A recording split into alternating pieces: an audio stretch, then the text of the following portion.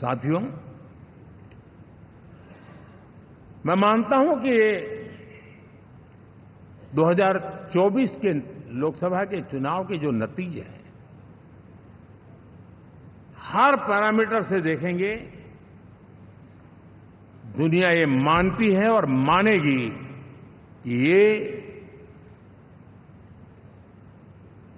NDA का महाविजय है।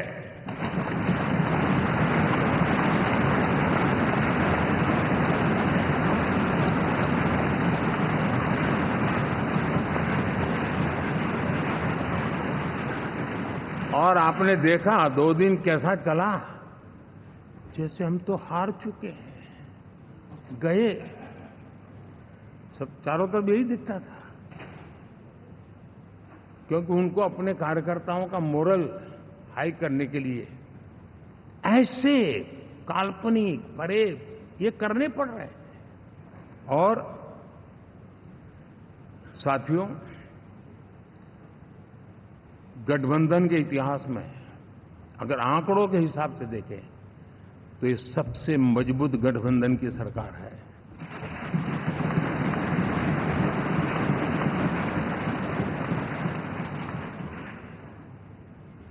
लेकिन कोशिश ये की गई कि इस विजय को स्वीकार न करना, उसको पराजय के छाया में डुबो कर रखना, लेकिन उसकी ऐसी चीजों की बाल मृत्यु हो जाती है, और हो भी गई। लेकिन देशवासी जानते हैं कि न हम हारे थे न हम हारे हैं।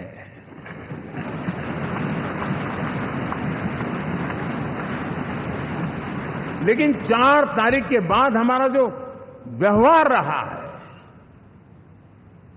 वो हमारी वो पहचान बताता है कि हम विजय को पचाना जानते हैं।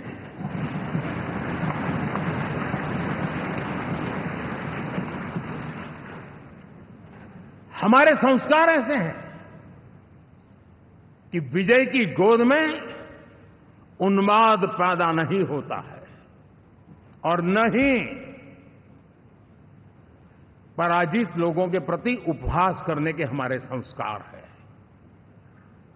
हम विजय को भी पचाते हैं और पराजित का भी उपहास करने की विकृति हम नहीं पालते हैं। ये हमारे संस्कार हैं। अब किसी भी बालक को पूछो कि भाई लोकसभा के चुनाव के पहले सरकार किसकी थी, तो कहेगा एनडीए। 24 के नतीजों के बाद सरकार किसकी बनी, एनडीए। तो हारे कहां से भाई? पहले भी एनडीए थी, आज भी एनडीए और कल भी एनडीए है।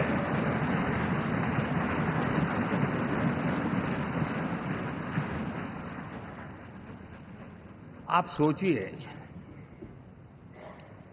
10 साल बाद भी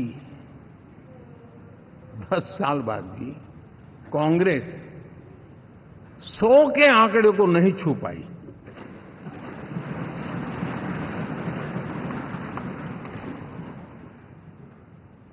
और अगर मैं 14, 19 और 24 3 चुनावों को जोड़ करके कहूं, कांग्रेस के 3 चुनाव जोड़ूं, तो इन 3 चुनावों में जितनी सीटें मिली है उससे ज्यादा हमें इस चुनाव में मिली है।